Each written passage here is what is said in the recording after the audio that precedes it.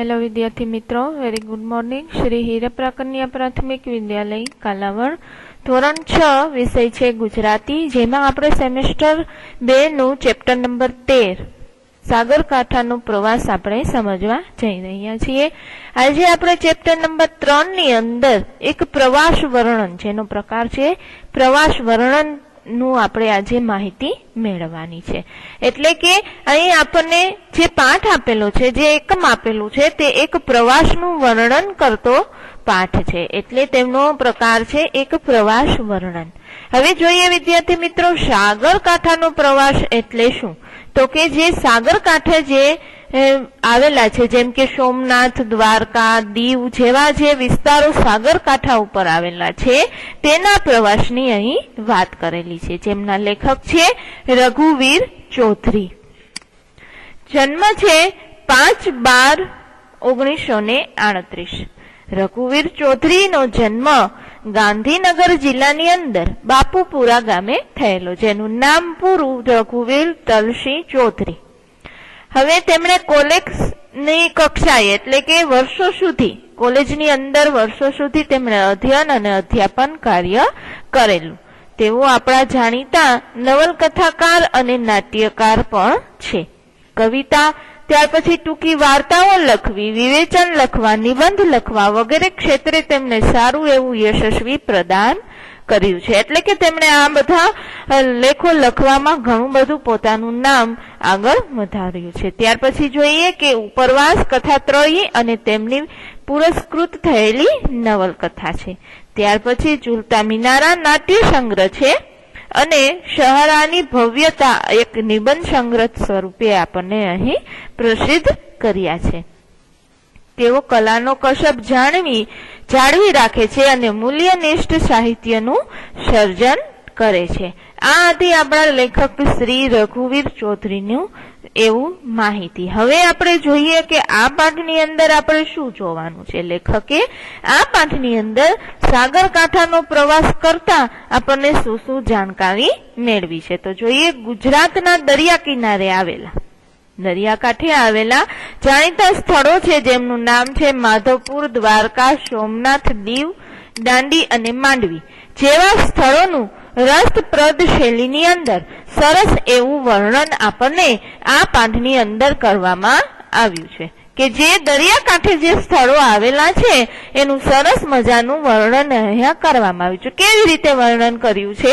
તો કે ક્લાસની અંદર, વર્ગની અંદર બાળકો અને તેમના શિક્ષક જે પ્રવાસે જવા માટેનું જે પહેલેથી જે આયોજન કરે છે એમાં આ સ્થળો જે લીધેલા છે તેમની માહિતી આપણને અહીં આપેલી છે।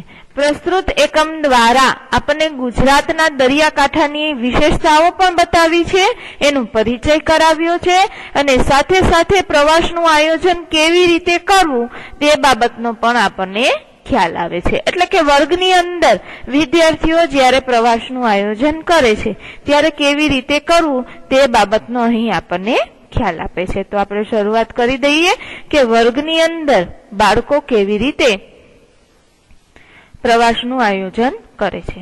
વર્ગ શિક્ષક સોમનાથ પ્રવાસનું સ્થળ નક્કી કરવા માટે 3 વિદ્યાર્થીઓની સમિતિ નિમી હતી। સમિતિ એટલે કે 3 વિદ્યાર્થીઓ નક્કી કર્યા હતા કે આ 3 વિદ્યાર્થીઓએ ક્લાસની અંદર બધાને પૂછવું, ક્યાં ક્યાં પ્રવાસના સ્થળ રાખવા એ નક્કી કરવા। કેને કર્યું હતું? તો કે વર્ગ શિક્ષક શ્રી સોમનાથે। તેમાંથી 3 વિદ્યાર્થીઓ રેવતી, વરુણ અને સિંધુ, બરાબર, આ 3 વિદ્યાર્થીઓની નિમણૂક તેમણે પ્રવાસનું નક્કી કરવા માટે યોજી હતી। ઘંટ વાગતા ચર્ચા છે એ અટકી ગઈ। સોમનાથે પ્રવેશ કરવાની સાથે પાટિયા ઉપર નજર કરી। એ ભૂગોળના શિક્ષક હતા। સોમનાથ છે શિક્ષક, એ ભૂગોળના શિક્ષક હતા અને એમને કુદરત વિશેની કવિતાના ખૂબ જ ચાહક હતા। એટલે કે કુદરતી જે રીતે આપણે કવિતા રચાયેલી હોય, કુદરતની વસ્તુને આપણે યાદ કરીને જે કવિતાઓ રચાયેલી હોય તેમના તે આ શિક્ષક છે એ ખૂબ જ ચાહક હતા, એટલે કે એમને ખૂબ જ ગમતી। પાટિયા પર લખાયેલી પંક્તિઓ વાંચી અને તે રાજી થયા। વિદ્યાર્થીઓ સામે ફરીને બોલ્યા, શું બોલ્યા તો કે પાટિયા ઉપર 2 પંક્તિ લખાયેલી હતી તે શિક્ષક જોવે છે અને ખૂબ જ રાજી થાય છે, કારણ કે તેમને આવી કવિતાઓ જે કુદરત વિશે લખેલી હોય તે તેમને ખૂબ જ ગમતી હતી. કઈ લખેલી હતી તો કે રેલાએ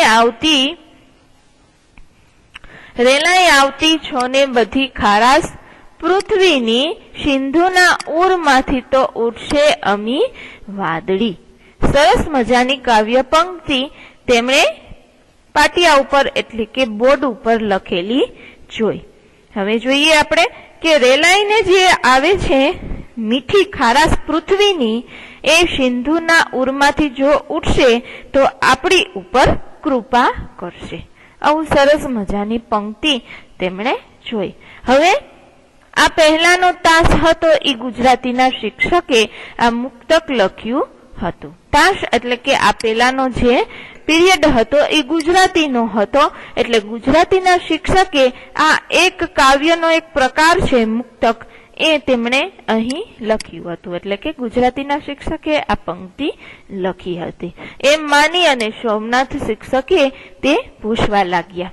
ત્યાં રેવતીએ વિનંતી કરી, રહેવા દો સાહેબ, એ રહેવા દો, એ સુભાષિત છે એ જન્મદિવસની શુભેચ્છા છે. રેવતી નામની જે વિદ્યાર્થીની છે તે શિક્ષકને વિનંતી કરે છે કે તે તમે ભૂસવાનું રહેવા દો. આ સરસ મજાનું વાક્ય સુભાષિત એટલે કે આ સરસ મજાનું વાક્ય છે એ જન્મદિવસની શુભેચ્છા આપનારું વાક્ય છે. સોમનાથ શિક્ષક છે એ પોતાની ડાયરી ખોલે છે અને પોતાના વર્ગની અંદર દરેક વિદ્યાર્થીઓના જન્મદિવસે એ શુભેચ્છા આપતા અને આજે પોતે કેમ ચૂકી ગયા એ સમજાતું નથી. આજે કેનો જન્મદિવસ હતો તો કે સિંધુનો. હવે સોમનાથ શિક્ષક છે એ પોતાના વર્ગ શિક્ષક હતા પોતાના ક્લાસના, એટલે પોતાની જે અંગત ડાયરી હતી ને એમાં દરેક વિદ્યાર્થીઓ પોતાના વર્ગના જેટલા વિદ્યાર્થીઓ હોય ને એના બધા જ વિદ્યાર્થીઓનો જ્યારે જન્મદિવસ હોય ને ત્યારે એ શુભેચ્છા આપતા. એટલે કે પોતાની ડાયરીની અંદર લખેલું હતું કે આજે આ વિદ્યાર્થીઓનો જન્મદિવસ, આજે આ વિદ્યાર્થીઓનો જન્મદિવસ, પણ આજે છે એ શિક્ષક ભૂલી ગયા છે. આજે તો વર્ગનો પ્રતિનિધિ એટલે કે વર્ગનો જે મોટો મોનિટર હોય તે સિંધુનો આજે જન્મદિવસ છે. ત્યાર પછી સિંધુને શુભેચ્છા આપે છે અને એને શુભેચ્છા આપે છે અને ત્યાર પછી તેને પગે લાગી અને ઉભો રહ્યો. હવે જોઈએ કે એનો જન્મદિવસ હતો તો કે વર્ગની અંદર આજે જે મોટો પ્રતિનિધિ છે એ સિંધુનો જન્મદિવસ હોય છે. પછી સિંધુને શુભેચ્છા પાઠવે છે, હાર્દિક શુભેચ્છા આપે છે અને ત્યાર પછી સિંધુ છે એ શિક્ષકને પગે લાગે છે. હવે જોઈએ કે રેવતી છે એ સિંધુની પાટલી ઉપરથી મીઠાઈનું પડીકું લઈ આવે છે અને સોમનાથે પેલો ટુકડો લીધો. અરે વાહ, છે સુખડી પણ મોનથાળ જેવી પોચી. હવે સિંધુનો જન્મદિવસ હોવાથી તે વર્ગની અંદર જે મીઠું મોઢું કરાવે છે, એટલે સૌ પ્રથમ છે એ શિક્ષકને આપે છે. સોમનાથને શિક્ષક ખાય છે પણ એકદમ સરસ મજાનું પોચો સુખડી હોય છે, પણ કેવી પોચી હોય છે તો કે મોનથાળ જેવી. રેવતી વિદ્યાર્થીઓને મીઠાઈ વેચી દે છે અને સાથે સાથેના પ્રવાસના સ્થળ અંગે સમિતિનો અભિપ્રાય સિંધુએ જાહેર કર્યો. હવે 3 વિદ્યાર્થીઓને આપણે જાણીએ છીએ કે પ્રવાસનું સ્થળ નક્કી કરવા માટે શિક્ષકે નિમ્યા હતા. હવે રેવતી છે વિદ્યાર્થીની તે મીઠાઈ પણ દરેક વર્ગની અંદર વિદ્યાર્થીઓને આપતી જાય છે અને પ્રવાસનું સ્થળ જે નક્કી કરેલું છે એનો અભિપ્રાય પણ જાહેર કરે છે. એમાં કયા કયા સ્થળ નક્કી કરેલા હતા તો કે કચ્છનું માંડવી શહેર, સૌરાષ્ટ્રનું માધવપુર અને દક્ષિણ ગુજરાતનું તિથલ, જે 3 દરિયાકાંઠા સાગર કાંઠે આવેલા સ્થળો છે. આ 3 માંથી સાહેબ જે નક્કી કરે એટલે કે છેલ્લો અભિપ્રાય સાહેબનો લેવાનો હોય કે આ 3 માંથી કયા સ્થળે જવું તે નક્કી કરવાનું છે. શાબાશ, દરિયા કિનારાના સ્થળ જ પસંદ કર્યા એ મને ગમ્યું. આ શિક્ષક બોલે છે કે મને ખૂબ જ ગમ્યું કે તમે જે સ્થળ પસંદ કર્યા એ બધા જ છે એ દરિયા કિનારાના છે. છેલ્લે આપણે ક્યાં ગયા હતા? તો કે આબુ અંબાજી ગયા હતા. રસ્તામાં મેં તમને એક લેખ છે એ વાંચી સંભળાવ્યો હતો કે પુણ્યના પર્વત જેવા રવિશંકર મહારાજ. આપણે સેમેસ્ટર 1 ની અંદર રવિશંકર મહારાજ વિશેનો પાઠ ભણી ગયા. બરાબર છે? યાદ છે ને વિદ્યાર્થી મિત્રો? આપણે રવિશંકર મહારાજે પોતાનું જીવન એક સંત જેવું જીવન જીવ્યા હતા અને લોકોની સેવામાં એક મૂક સેવક તરીકે પોતાનું જીવન વિતાવ્યું હતું. તે આપણે જાણીએ છીએ, જે આપણે પેલા સેમેસ્ટરની અંદર ભણી ગયા. તો આનો લેખ આખો શિક્ષકે વિદ્યાર્થીઓને સંભળાવ્યો હતો. એના લેખક હતા સ્વામી આનંદ સિંધુએ કહ્યું, કારણ કે સિંધુ વિદ્યાર્થીને બધું યાદ હતું. ગયા વખતના પ્રવાસનું શિક્ષક યાદ કરે છે કે આપણે ગયા વખતે આબુ અને અંબાજી ગયેલા. હવે જોઈએ, પર્વતની ઊંચાઈ જોનારે સમુદ્રના ઊંડાણ વિશે પણ જાણવું જોઈએ. જેણે પર્વતની ઊંચાઈ જોઈ હોય તેમણે એ પણ જાણવું જોઈએ કે સમુદ્રની ઊંડાઈ કેટલી હોય. ગોળમેજી પરિષદની અંદર ભાગ લેવા માટે ગાંધીજી ઇંગ્લેન્ડ ગયેલા. આપણે જાણીએ છીએ કે ગાંધીજી છે એ ઇંગ્લેન્ડ ગયા હતા. ક્યારે? તો કે ગોળમેજી પરિષદની અંદર ભાગ લેવા માટે. ઝવેરચંદ મેઘાણીને ખાતરી હતી કે બાપુ અપમાન વેઠી લેવાની ઉદારતા ધરાવે છે. ઝવેરચંદ મેઘાણી વિશે આપણે જાણીએ છીએ, કારણ કે તે મહાન લેખક છે.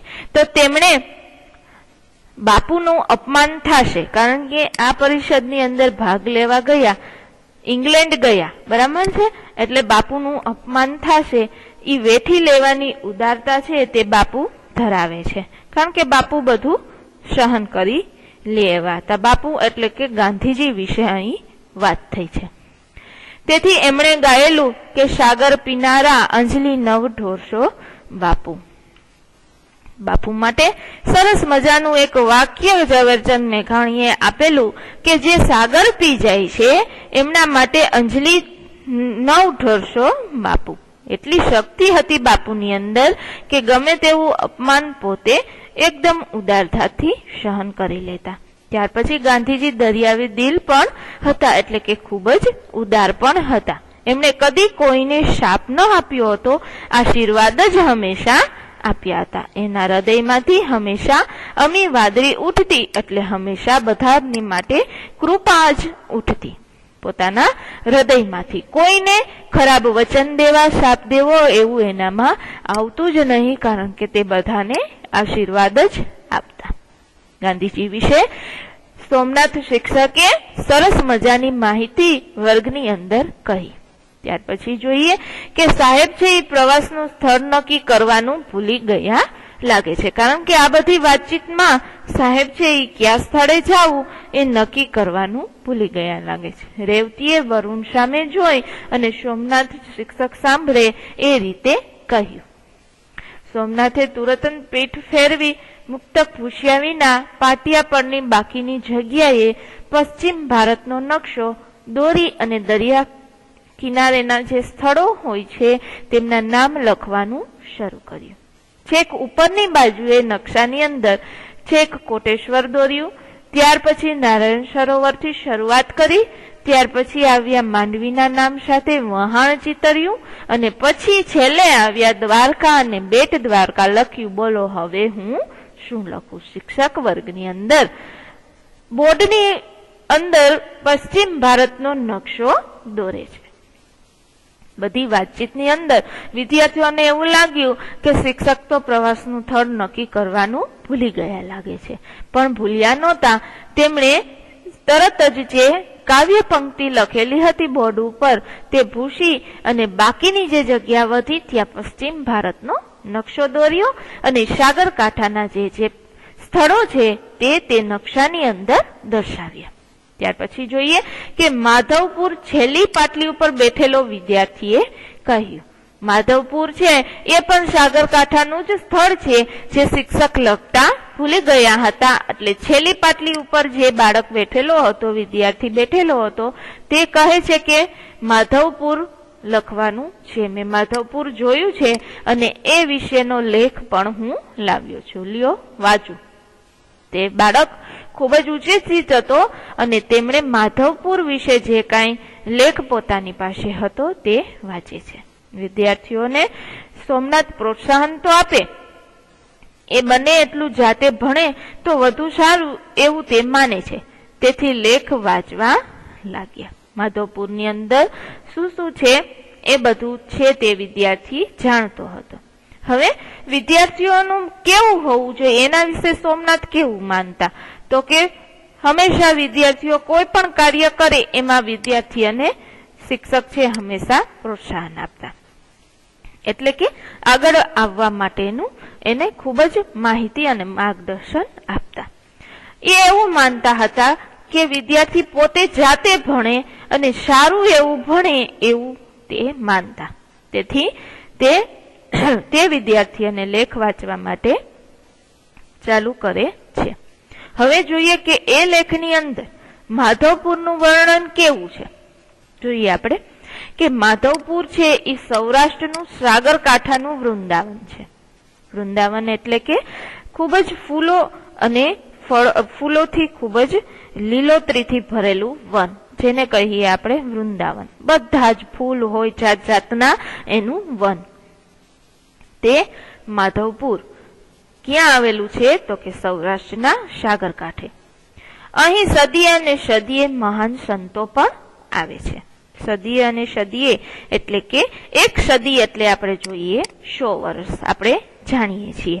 તો આ 100 વર્ષે એટલે કે સદીએ અને સદીએ મહાન સંતો ત્યાં આવે છે. ક્યાં? માધવપુરમાં. અહીં સદીઓ જૂના ઝાડ પણ છે, એટલે કે વર્ષો જૂના, 100 વર્ષ જૂના અહીં વૃક્ષો પણ છે. ક્યાં ક્યાં વૃક્ષો છે તો કે આંબલી છે, રાયણ છે, નારિયેળી તો બેશુમાર એટલે કે ઘણી બધી છે. પપૈયા પણ છે. અહીંના પોપટ પણ પપૈયા જેવા તાજા માજા છે. અહીં રૂક્ષ્મણી અને શ્રી કૃષ્ણના લગ્ન દર વર્ષે ઉજવાય છે. અહીં માધવપુરની અંદર સરસ મજાના વૃક્ષો આપેલા છે, તેનું એને લેખમાં વર્ણન કરેલું છે. ત્યાર પછી પોપટ પણ છે, અને કેવા પોપટ છે તો કે પપૈયા જેવા તાજા અને માજા. તો હવે માધવપુરની અંદર તેનું શું મહત્વ છે, ત્યાં દર વર્ષે શું ઉજવાય છે તો કે દર વર્ષે રૂક્ષ્મણી અને શ્રી કૃષ્ણ ભગવાનના લગ્ન થાય છે. આપણે જાણીએ છીએ કે રૂક્ષ્મણી અને શ્રી કૃષ્ણ ભગવાનના લગ્ન દર દેવ દિવાળીએ આપણે ઉજવીએ છીએ, બરાબર છે. તો દર દેવ દિવાળીએ રૂક્ષ્મણી અને શ્રી કૃષ્ણ ભગવાનના લગ્ન માધવપુરની અંદર ધામધૂમથી ઉજવાય છે. ભવનાથ અને તરણેતરની જેમ અહીંનો મેળો પણ ખૂબ જ જાણીતો છે. અહીં ભાદર, ઓજત અને મધવંતી નદીઓ સમુદ્રને મળે છે. 3 નામની નદીઓ ત્યાં માધવપુરના સમુદ્રને મળે છે. આખા ઘેર વિસ્તારને હરિયાળો અને ફળદ્રુપ રાખે છે. આખા વિસ્તારને કેવો રાખે છે? હરિયાળો અને ખૂબ જ મનમોહક, ગમી જાય એવો. ત્યાર પછી જોઈએ કે અહીંનો દરિયો કિનારો કેવો છે તો કે વિશાળ અને ઉજળો છે. ઘણા પ્રવાસીઓ ચોરવાડ કરતા તો માધવપુરના દરિયા કિનારે આવવાનું ખૂબ જ પસંદ કરે છે. ત્યાંનો સૂર્યોદય અને સૂર્યાસ્ત જોઈ અને ખૂબ જ બધા મુગ્ધ થઈ જવાય છે. એટલું સરસ મજાનું વાતાવરણ હોય છે કે જ્યારે સૂર્ય ઉગે છે ત્યાંનું વાતાવરણ અને જ્યારે સૂર્ય આથમે છે ત્યાંનું વાતાવરણ, એટલે કે ત્યાંનો નજારો જો આપણે જોઈએ તો આપણે એકદમ શબ્દ થઈ જાય છે. એટલો સરસ મજાનો હોય છે. અને ઘણા પ્રવાસીઓ એટલે કે મોટા ભાગના પ્રવાસીઓ છે એ ચોરવાડના દરિયા કિનારે જવાના બદલે માધવપુરના દરિયા કિનારે જવાનું ખૂબ જ પસંદ કરે છે. તો હું તમને કહું વિદ્યાર્થી મિત્રો, જો તમને પણ મોકો મળે માધવપુરના દરિયા કિનારે જવાનો તો ચોક્કસ જજો અને આપણા આ પાઠને ચોક્કસ ત્યાં યાદ કરજો. આ લેખકે જે કાંઈ વર્ણન કરેલું છે તેને તમે ખૂબ જ યાદ કરજો. તો ચાલો હવે માધવપુર રેવતી નામની વિદ્યાર્થીની બોલે છે કે આટલું સરસ જો વર્ણન હોય માધવપુરનું તો આપણે માધવપુર જ પ્રવાસ જઈએ. સોમનાથે રેવતી બલરામના પૌરાણિક પાત્રોનો પરિચય આપી આગળ વધવાનું પસંદ કર્યું અને સોમનાથ લખ્યું. સોમનાથ પણ એક દરિયાકાંઠાનો જ સ્થળ છે, આપણે જાણીએ છીએ. સોમનાથ આપણે ઘણી વખત જઈ ચૂક્યા હોય છીએ અને તેના વિશે આપણે ઘણી માહિતી જાણીએ છીએ. તો સોમનાથ નામ શિક્ષક છે એ રેવતીને બલરામના પૌરાણિક પાત્રનો પરિચય આપે છે. હવે બલરામ આપણે જાણીએ છીએ કે શ્રી કૃષ્ણ ભગવાનનો ભાઈ હતો.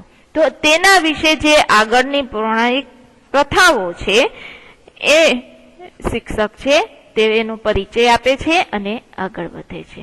સાહેબ પોતાનું નામ લખવાની ઉતાવળમાં જ સુદામા અને ગાંધીજીના વતનને ભૂલી ગયા. શિક્ષકનું નામ પણ સોમનાથ અને સ્થળનું નામ પણ સોમનાથ, એટલે કે લખવાની ઉતાવળમાં છે તે એક સ્થળ ભૂલી ગયા જે સુદામા અને ગાંધીજીનું વતન છે. ખબર છે કયું છે ગાંધીજીનું અને સુદામાનું વતન? તો કે પોરબંદર.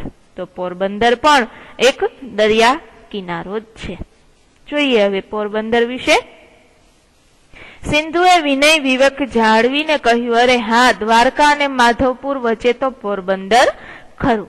સિંધુ નામનો વિદ્યાર્થી વચ્ચે ખૂબ જ વિનય એટલે કે વિવેક જાળવી અને બોલે છે કે દ્વારકા અને માધવપુર તો દરિયા કિનારા સાચા જ અને એકદમ મનમોહક પણ ખરા, પણ આ બંનેની વચ્ચે એક પોરબંદર પણ આવેલું છે. રાષ્ટ્રપિતાના જન્મ સ્થળને કેમ ભૂલાય? એટલે કે આપણા રાષ્ટ્રપિતા શ્રી મહાત્મા ગાંધીજીનું જન્મ સ્થળ આપણે જાણીએ છીએ પોરબંદર છે, બરાબર? તો એને તો આપણે ભૂલી જ ન શકાય. અને ત્યાંનો દરિયા કિનારો તો એવો છે કે મુંબઈની ચોપાટીની વિસ્તારને પણ ભૂલાવી દઈએ. ખરું છે, કારણ કે પોરબંદરની ચોપાટી ખૂબ જ સરસ છે જે આપણને મુંબઈની ચોપાટીને પણ ભૂલાવી દે. તો સોમનાથનું પ્રવાસ ક્ષેત્ર મનુષ્યના પુરાતન નિવાસનું કેન્દ્ર છે. સોમનાથનું સ્થળ છે આપણે જાણીએ છીએ કે તે ખૂબ જ મનમોહક છે અને તેનું પ્રભાસ ક્ષેત્ર છે એ આપણું પુરાતન નિવાસનું કેન્દ્ર છે, એટલે કે પુરાણોનું જે આપણું છે તેનું નિવાસનું કેન્દ્ર છે. કયું? તો કે સોમનાથ. આ વિસ્તારમાંથી મનુષ્યની પ્રાચીનમાં પ્રાચીન ખોપરી મળી છે. સોમનાથની અંદરથી શું મળ્યું? તો કે મનુષ્યની, આપણી માણસની પ્રાચીન એટલે કે ખૂબ જ જૂનામાં જૂની ખોપરી મળી આવી છે.